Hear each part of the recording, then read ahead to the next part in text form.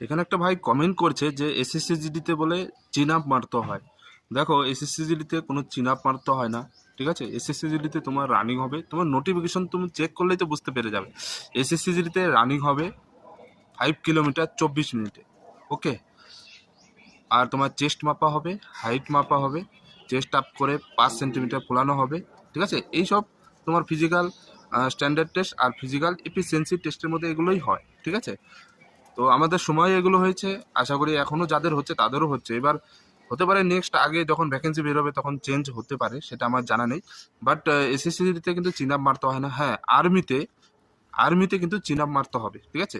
1600 metre running করার পর তারপরে তোমাকে বিম লাগাতেই হবে, ঠিক আছে। ওইটা যখন ডাইরেক্ট র্যালি ছিল তখন বিম লাগাতে হতো, এখন অগ্নিবীরও মনে হয় সেম আছে, ঠিক আছে। তো আর্মিতে মারতে হয়, এসএসসিতে কোনোরকমভাবে কিন্তু চিন আপ মারতে হয় না, ওকে। বোঝাতে পারলাম?